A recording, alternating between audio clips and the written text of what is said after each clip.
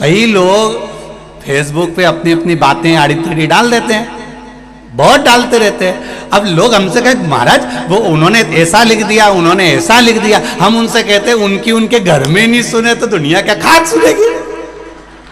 जो फेसबुक पे डाल दे बोले तो बोले, आग लगे बस्ती में अपन रहे हो मस्ती में कि नहीं गुरुजी उन्होंने ऐसा लिख दिया, उन्होंने ऐसा लिखने दे। उनकी अगर घर में 2 मेहमान आ जाए और चाय बना के पिला दे और उसके बाद फिर मेहमान आ जाए, किसी पति में दम हो तो बोल दे एक बार डबल से, इनके लिए इतने प्रेम से बोलेगा, बना देगी क्या। जब उनकी लुगाई नहीं सुने तो दुनिया क्या खाक सुने। और कि इनकी बात तो सारा जमाना सुने, उनका घर का ही नहीं सुने कि सारा जमाना सुने कौन सुने।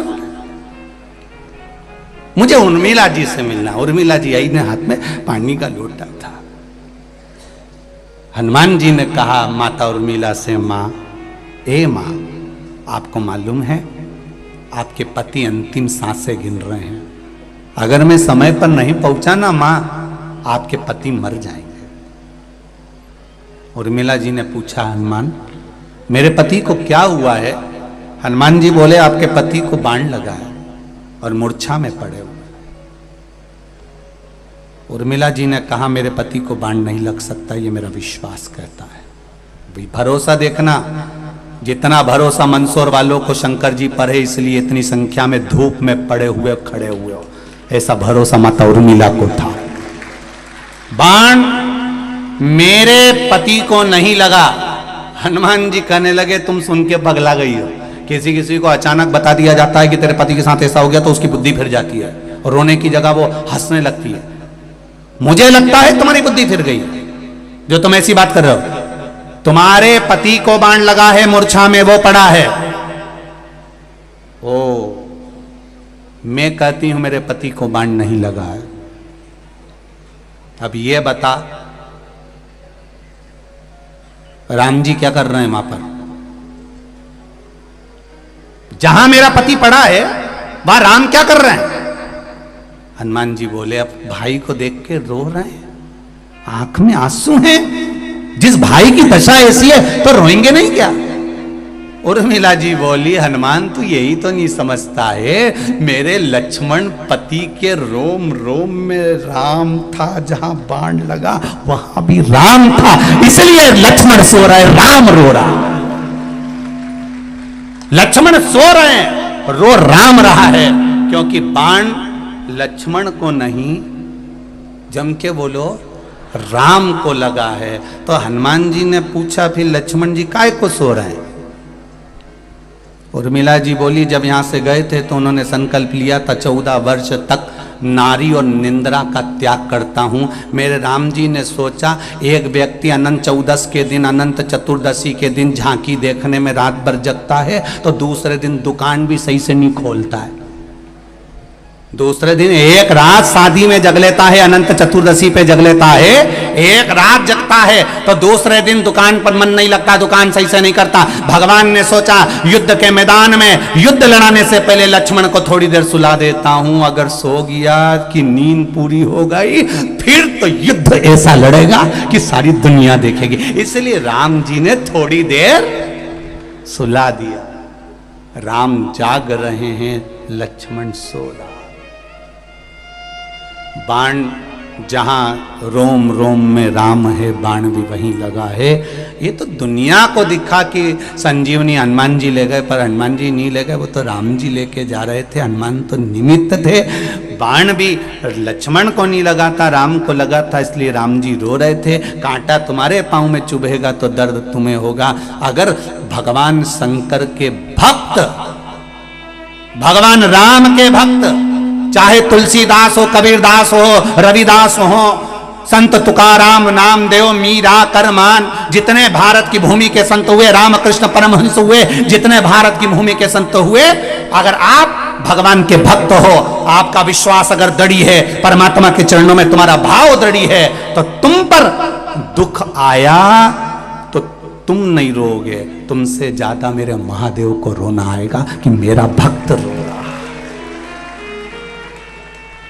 एक भक्त को ऊपर उंगली उठाना, एक भक्त को अपशब्द कहना, एक भक्त के लिए आड़ा टेढ़ा कहना कोई सरल नहीं है। कहने वाला कह देता है, अपशब्द कहने वाला कह देता है, उंगली उठाने वाला उंगली उठा देता है, पर बाद में भक्त को फर्क नहीं पड़ता। नामदेव तुकाराम को कोई फर्क नहीं पड़ा, फर्क पड़ा उनके भगवान को कि मेरा भक्त और उसके लिए ऐसा कहा, तो भगवान ने तुरंत लीला रचना प्रारंभ कर दी। वो लीला रही है।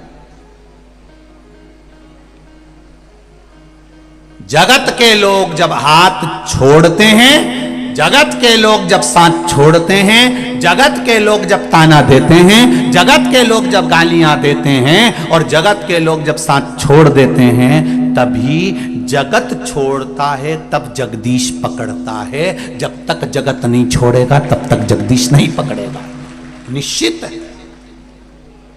ये गाली देने वाले दे, अपशब्द कहने वाले के ये कहेंगे तभी तो हमारा महादेव हमारी सुनेगा। लोग तुमसे कहेंगे बताओ कितनी ढोंगी है बताओ।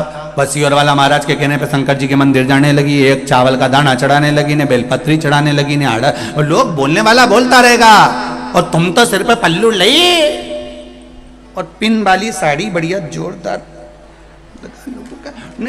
जा, और जो जितना बोले नहीं उनके सामने से उतना जाओ, और पानी का लोटा दिखा दिखा के जा, देख ले रे बेरू, देख उतना जा, और भगवान के द्वार जाओ। परंतु ये नहीं कि वो कहता रे आग लगे बस्ती में अपन रहे हो, मस्त मस्त की जिंदगी जी। आया समय, विदल और उत्पल ये दो असुर थे, बड़े असुर, साधारण नहीं है ये भी। इन्होंने भी माता पार्वती के सौंदर्य को देखकर उनको पाने का प्रयास किया, उनको लेने का प्रयास करा, उनको प्राप्त करने का प्रयास किया।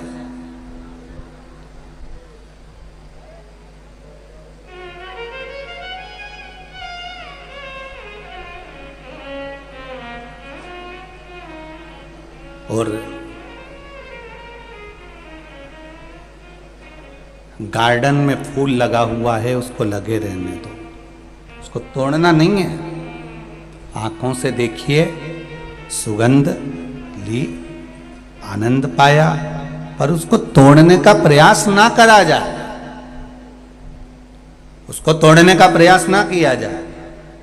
भगवान ने सुंदरता दी है, सुंदर बनाया है, पर शिव पुराण कहती है आपकी दृष्टि को और मन को बिगाड़ना नहीं है, उनको देखकर।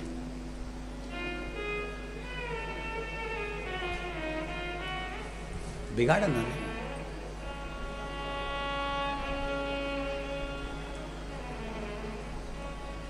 आज सबसे ज्यादा विडंबना की बात यह है कि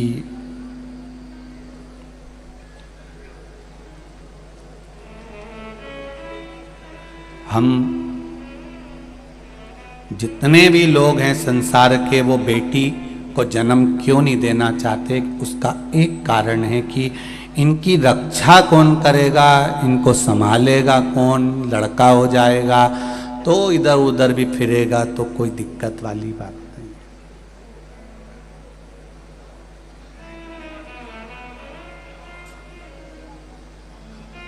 बहुत ध्यान देना, बेटे को निगाहों में रखिए और बेटी को दिल में रखिए। बेटा क्या गलत कर रहा है, अच्छा कर रहा है, आपकी निगाह में होना चाहिए, और बेटी आपके दिल के पास, हृदय के पास होना चाहिए। इसको हर जगह पर ले जाना नहीं, हर जगह पर अकेली भेजना नहीं, हर जगह पर भेजा ना जाए। उनकी मर्यादा के संबोधन इतने प्रबल होना चाहिए, इतने अच्छे। यहाँ पर ये सेवा भारती के अंतर्गत यहाँ पर बेटियाँ रिक्शा चला रही हैं, ऑटो चला रही हैं, बेटियाँ ऑटो चला रही हैं, और निशुल्क जो बूढ़े लोग आ रहे हैं, जो बुजुर्ग लोग आ रहे हैं, उनको लाकर यहाँ तक छोड़ रही हैं, ले जा रही हैं, फिर छोड़ रही हैं, फिर ले जा रही हैं। उन बेटियों की मर्यादा इतनी अच्छी है कि वो जिसको भी जवाब दे रही हैं इतनी स्माइलता से, उतनी प्रसन्नता से जवाब देती हैं कि किसी को क्रोध भी आ रहा हो तो उसको नम्रता का भाव प्रकट हो जाता है। ये बेटियों का आनंद है, ये बेटियों की प्रधानता है।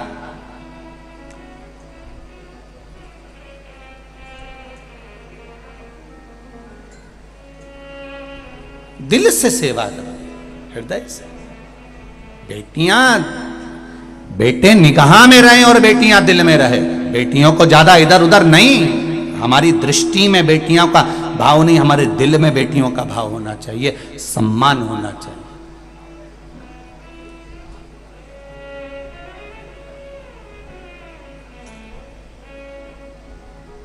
नवरात्रि चल रहे हैं, इसके बाद में दशहरा आता है, नवरात्रि के बाद लोग रावण को जलाते हैं। तो कभी तुमने विचार करा कि 9 देवी के बाद ही रावण क्यों मरा? कभी विचार करना था कि रावण को पहले जला देते हैं, देवी जी बाद में बिठाएंगे। और ये नवरात्रि के बाद रावण का संहार हुआ है, नवरात्रि के बाद रावण मरा है। उसका कारण आज भी वही है कि बेटियों पर गलत दृष्टि देने वाले, अगर घर में बेटियां जन्म ली हैं, बहन बेटियां तुम्हारे घर में रह रही हैं, तो उन बेटियों पर गलत दृष्टि देने वाले का अंत कैसा होता है, ये रावण का चरित्र बता देता है कि उसका अंत ऐसा होता है।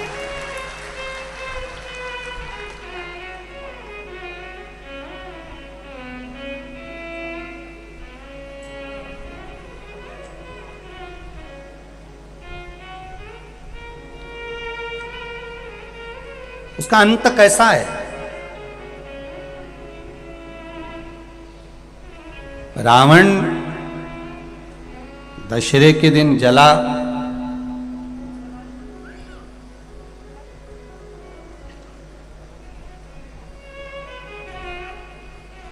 दशहरे के दिन जल रहा है, पर एक विचार अपने मन में लेकर आना कि रावण से बड़ी गलती तो कौरवों ने करी थी। रावण तो सीता जी को हर कर लेकर आया और अशोक वाटिका में ले जाकर रख दिया था, पर कौरवों ने इतनी बड़ी गलती करी कि भरी सभा में चीर पकड़कर खींचा जा रहा है और उसको नग्न करा जा रहा है, उसके वस्त्र को खींचा जा रहा है।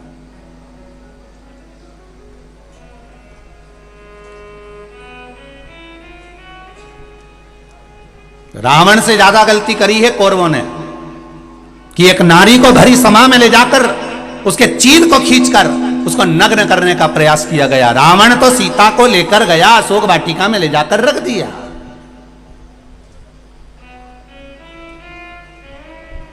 पर कौरव ने तो भरी सभा में केश पकड़कर खींच कर लेकर आए और उसके चीर को खींचा गया, उसके चीर को खींचा गया।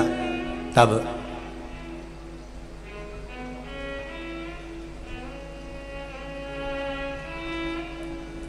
रावण से ज्यादा गलती कौरवों ने करी। उसके बाद भी दुर्योधन का, ना दुशासन का, ना कौरवों के किसी भाई का आज तक पुतला मुतला जलते नहीं देखा अपन ने। तो तुम्हारे मंदसौर वालों ने कहीं देखा हो तो जरूर फोटो खींच के मेरे को भेजना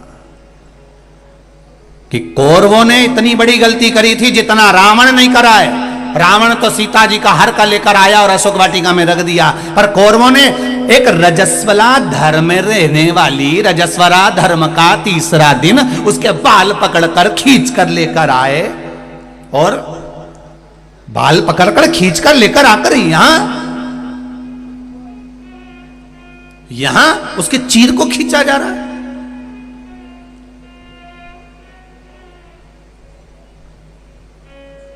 विचार करिएगा कभी एकांत में बैठ के कि क्यों रही है ये कौरवों का पुतला क्यों नहीं जला रहे? इन्हें तो गलती तो करी थी और ज्यादा करी, रावण से ज्यादा गलती करी, फिर रावण का ही पुतला अकेला का क्यों जला?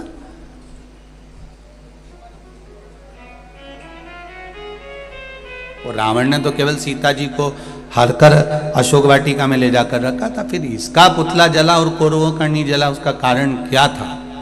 क्या कारण था ऐसा कौन सा कारण पड़ गया था कि रावण का पुतला जलाया गया और कौरवों का नहीं जलाया गया?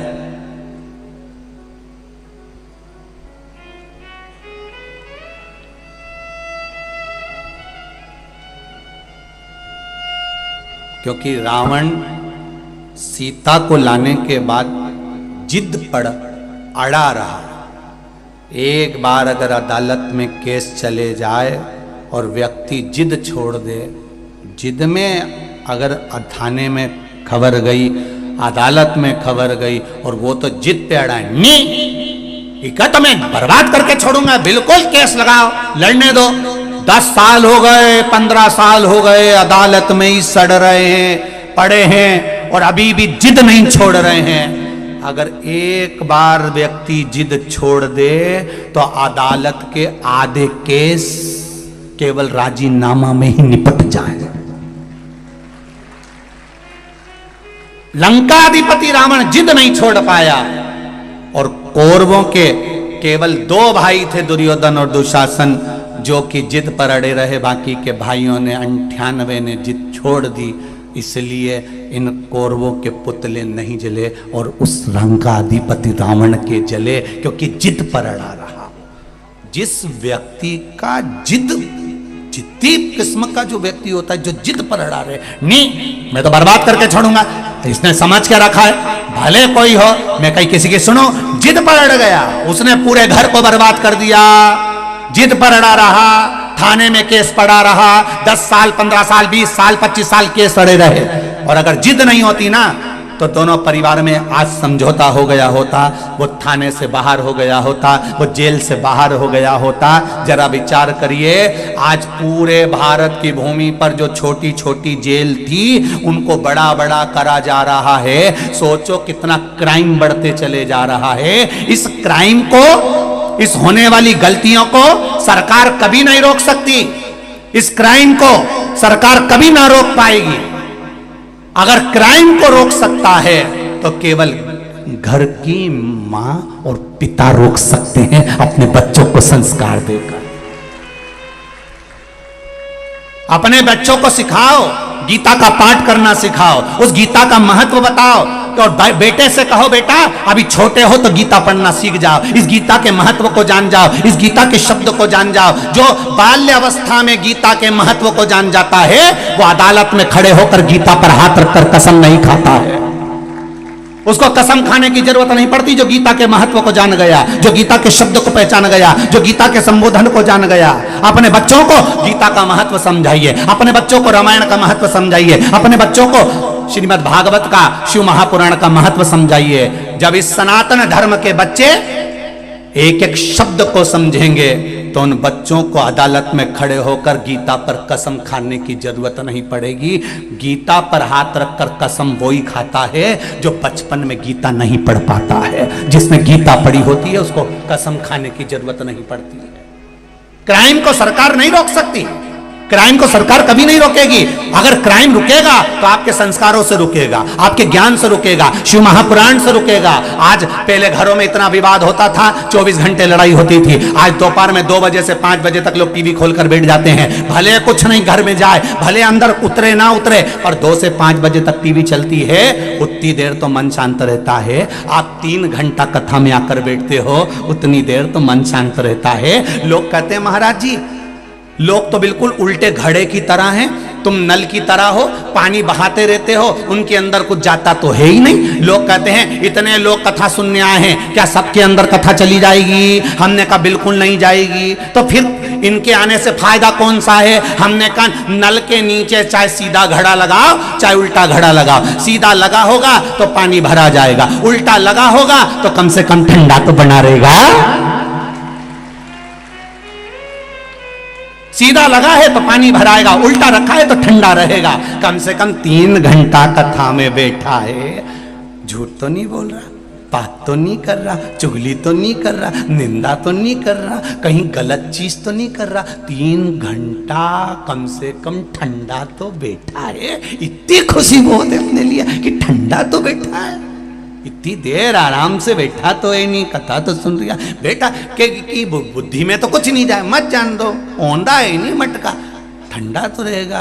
3 घंटे बाद जब जाएगा, जब देखा जाएगा। अभी नल के नीचे है, जब तक तो ठंडा है ना, जिसके भराना है वो भरा जाएगा, जिसके नहीं भरा है तो कोई जरूरी है इतना सारा आया है तो सबके अंदर कथा भरा जाएगी?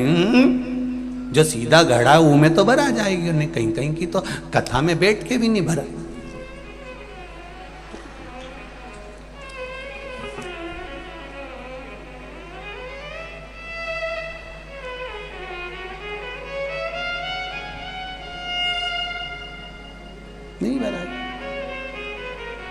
आरती के समय पर कई लोगों का ध्यान भगवान की ओर होता है और कई लोगों का ध्यान चप्पल की ओर होता है।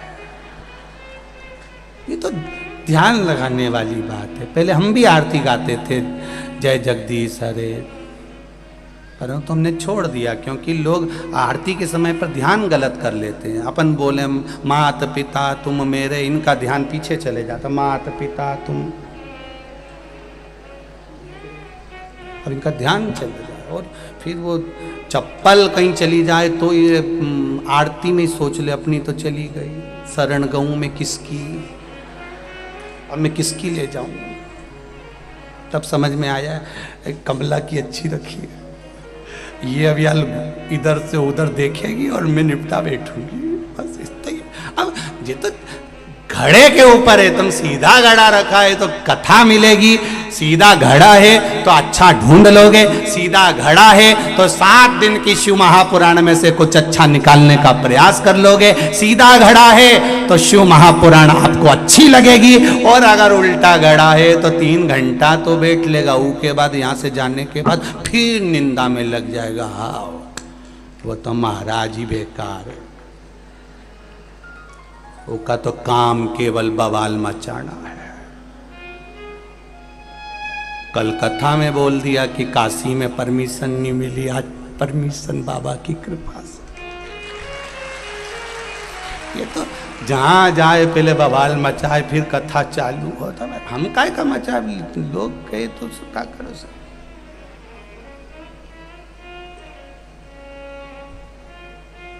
कथा यहाँ हुई, दिल्ली खबर गई, वहाँ से वहाँ गई, बाबा की कृपा थी, बाबा ने कह दी 10 तारीख से शिव महापुराण की कथा काशी में होगी, 1 बजे से 4 बजे तक गंगा के घाट। तो ये शिव है, ये शंकर है। और घड़ी सीधा घड़ा अच्छाई भरने का प्रयास करेगा। और मेरी बहनें, जितने लोग इस महापुराण की कथा में बैठे हैं, जितने लोग आस्था चैनल पर, फेसबुक, यूट्यूब पर सुन रहे हैं, ये मेरा विश्वास करता है कि आप में कोई उल्टा घड़ा नहीं, सब सीधे घड़े हो जिसमें भरा रहा है शिव तत्व, भरा रहा है शंकर की कथा, भरा रहा है, और वो अंदर प्रवेश कर रही है जो जगत के उद्धार का काम करे। चढ़ाओ 1 लोटा जल। कभी कभी अगर ऐसा लगे जीवन में कि दुख बहुत ज्यादा आ गया है, बहुत तकलीफ आ गई है, तो लाल चंदन को घिसकर उस लाल चंदन का लेपन भगवान शंकर पर कर कर फिर पानी चढ़ाओ। अगर कोई संकट भारी है और निकट रहा, जैसे किसी नारी का गर्भ नहीं ठहर रहा, 15 साल हो गए, 20 साल हो गए, 25 साल, जैसे इसने लिखा एक माता ने कि 18 साल की बेटी हो गई थी पर संतान में पुत्र नहीं, तो उसने भाव से कथा सुनी। ऐसे आपके भीतर अगर 20 साल हो गए, 25 साल हो गए, 30 साल हो गए, संतान का सुखी नहीं है, लाल चंदन का लेपन बाबा भोलेनाथ पर करना प्रारंभ करो। पीठिका पर लाल चंदन का लेपन करना प्रारंभ करो। लाल चंदन से बाबा का श्रृंगार करना प्रारंभ करो। एक बेलपत्री पर लाल चंदन, दोनों पत्ती नीचे वाली, जो नीचे की जो 2 पत्ती होती है, इस पे लाल चंदन, और बीच वाली पत्ती पर पीला चंदन लगाकर बाबा के शिवलिंग को समर्पित करिए, बाबा से प्रार्थना करिए, रोज प्रार्थना करो। परंतु एक बात का स्मरण रहे, 25 साल हो गए, 20 साल हो गए, 30 साल हो गए, संतान नहीं, तो पहले जल से अभिषेक कराना, अभिषेक कराकर उस जल का आचमन करने के बाद हाथ को खासा करना, धोना, उसके बाद में फिर वापिस बाबा का स्नान कराओ, फिर चंदन का लेपन कराओ, फिर 1 लोटा जल चढ़ाकर बाबा का स्नान कराओ। बाबा का बड़ा सुंदर भाव से लाल चंदन से जो अभिषेक करता है, बाबा को लेपन कर कर फिर जल चढ़ समर्पित करता है, निश्चित है उसकी गोदी मेरा देव अधिदेव महादेव जरूर भरता है। ये निश्चितता है। हम तो बेटियों से भी कहते हैं, जिसका विवाह नहीं हो रहा हो, 25 साल, 30 साल, 27 साल, 28 साल, 32 साल, 40 साल हो गए हो, नहीं हो रहा हो बेटा बेटी का विवाह, उसे लाल चंदन का प्रयोग अशोक सुंदरी वाली जगह पर 7 बिंदी लाल चंदन की लगाकर 7 बेलपत्र 7 बिंदी पर रखिए, और महाराज अपनी कामना कर कर भगवान से आइए, बाबा देगा, करेगा, 3-4 महीने में विवाह पक्का करेगा। ये लाल चंदन की महत्वता है शिव तत्व।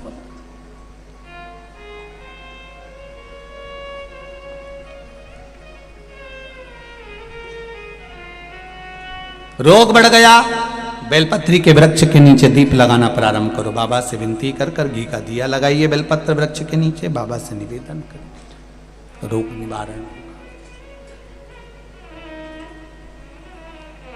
मिलता है सच्चा सुख केवल भगवान तुम्हारे चरणों में, भोलेनाथ तुम्हारे चरणों। ये जीवन का सुख है, भगवान शंकर के चरणारविंद का अगर सुख मिल जाए तो इससे बढ़कर कोई सुख नहीं।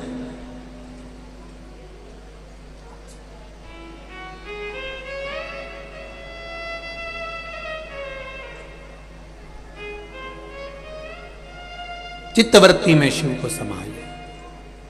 विदल उत्पल ने गलत दृष्टि से माता पार्वती को देख लिया था और माता का हाथ पकड़ने के लिए आतुर हुए।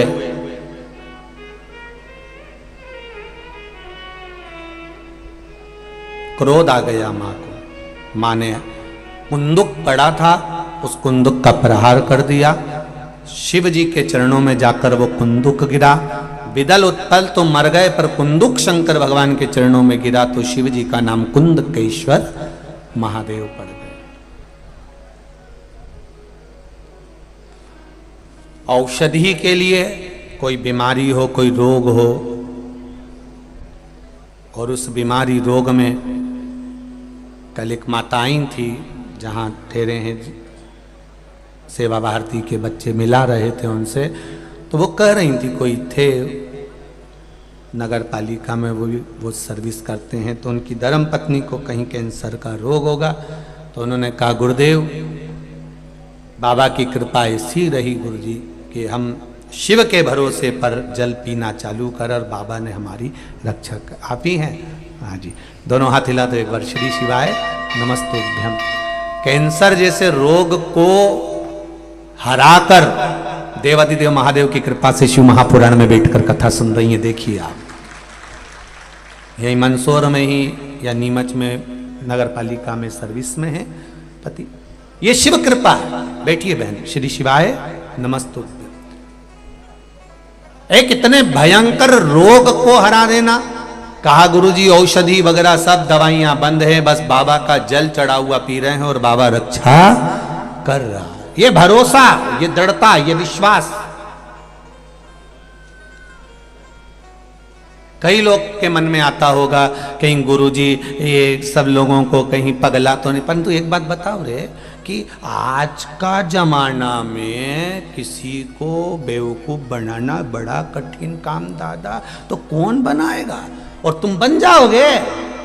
इतने विद्वान पढ़े लिखे सबकी बुद्धि काम करती है कि एक बार शिव महापुराण में महाराज ने बोला है तो पढ़ो शिव पुराण में कि कहां लिखा हुआ है, पढ़ो, स्मरण करो, स्कंद पुराण पढ़ो, पद्म पुराण पढ़ो, अग्नि पुराण पढ़ो, नर्मदा पुराण पढ़ो, और एक एक चीज निकालो कि महाराज ने बोला वो गलत तो नहीं बोला। चिंतन करिए, रात्रि को जाकर स्मरण करिए। और पहले भी कहा है, आज फिर कहते हैं, प्रैक्टिकल करने का प्रयास करें। पहले करके देखो।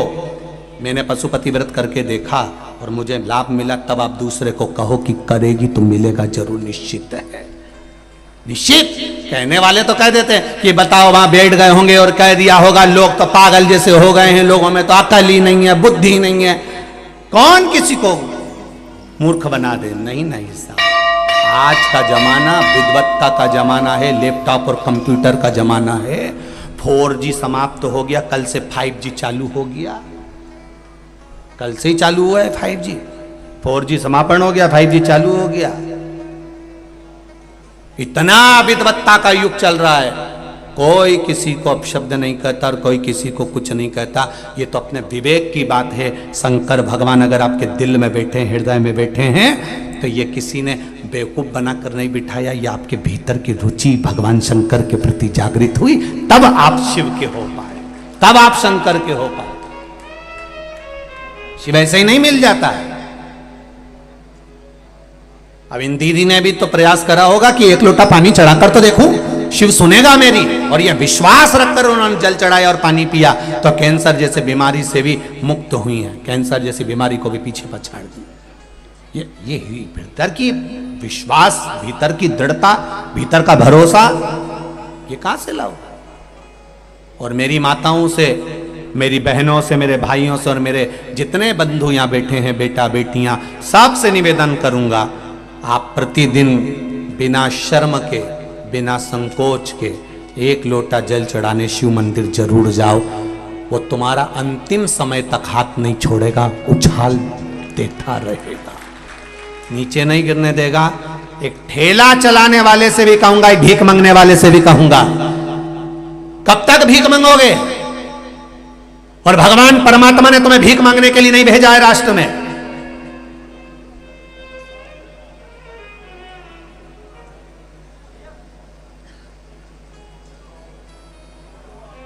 भीख मांगने के लिए भगवान किसी को नहीं बुलाया अपने भूमि पर। कब तक भिक्षा मांगोगे? नहीं, परमात्मा की शरण में जाइए। और एक निवेदन करूंगा सबसे, कर्जा किसी से मत लो, क्योंकि जिंदगी भर कर्जा का नाम है कर कर के जा, और उसी का नाम है कर्जा। जिंदगी भर चुका चुका के मर जाते हो, बच्चों को चुकाना पड़ता है। एक बार अगर कर्जा लेने की जरूरत पड़े तो मेरे महादेव के चरणों में जाकर 7 दिन लगातार घी का दिया लगाकर बेलपत्र समर्पित कर कर जल चढ़ाना। रोज एक बेलपत्री उठाकर घर में लेकर आना और उससे कहना कि तू कृपा करना कि मुझे कहीं कर्जा लेने की जरूरत नहीं पड़े और मेरा काम निकल जाए पूरा। एक पत्र आया है, एक पत्र में एक भाई दुकान के लिए कर्जा ले रहा है। देखिए उस पत्र में कितने सुंदर बात उसने कही।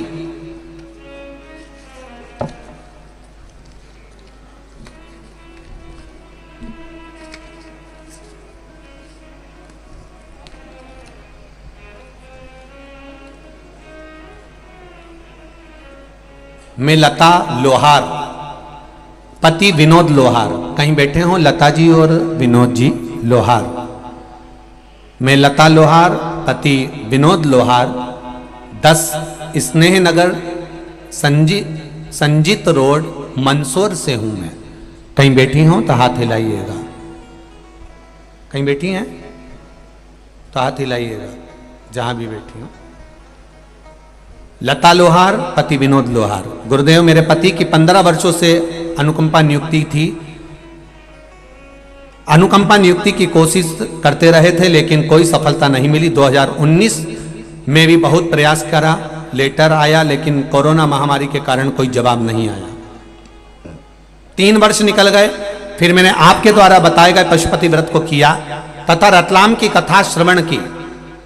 कथा के पंडाल में आपने कहा था बैठकर कथा सुनने का जो लाभ है उसका फल मिलता जरूर है। मैंने कथा श्रवण करने रतलाम गई, वहां कथा सुनकर आई। मेरे पति द्वारा फिर एक बार मन में आया कि अब नौकरी नहीं लग रही तो दुकान लगाने का प्रयास करा जाए। दुकान लगाने के लिए कहा, पर पति ने कहा मैं कल दुकान की एग्रीमेंट करवाने जा रहा हूं, पर दुकान की पगड़ी ज्यादा है, 2.5 लाख रुपए की पगड़ी देना पड़ेगी, इतना पैसा कहां से आएगा। दुकान लगाने का मन में भाव आया, मैंने पशुपति व्रत प्रारंभ कर दिए और बाबा से कहा बाबा कर्जा ना करना पड़े ऐसी कृपा करना। और पति से कहा तुम रुको, मेरे 5 व्रत पूर्ण होने दो, मुझे विश्वास है कि मेरा बाबा कर्जा नहीं करने देगा। उसके बाद आप दुकान खोल लेना, एग्रीमेंट करा लेना। सारी बात कर कर एग्रीमेंट वाले से बात कर ली, दुकान की चर्चा हो गई। और बाबा की कृपा देखिए गुरुदेव, केवल पशुपति व्रत करे, 8 दिन ही पूरे हुए, प्रार्थना करती रही और बाबा की कृपा से पति के पास विभाग द्वारा पत्र आया कि आपकी ड्यूटी विभाग में, डॉक्यूमेंट विभाग में जमा कर दिए गए हैं तथा मेरे पति के सारे डॉक्यूमेंट जमा हो गए और मात्र 3 महीने के अंदर 15 वर्ष से जिस नौकरी के पीछे लगे थे बाबा ने वो नौकरी सरकारी मेरे पति को दे दी और कर्जा नहीं करने दिया। ये शिव है, ये शंकर है। जहां पर बैठे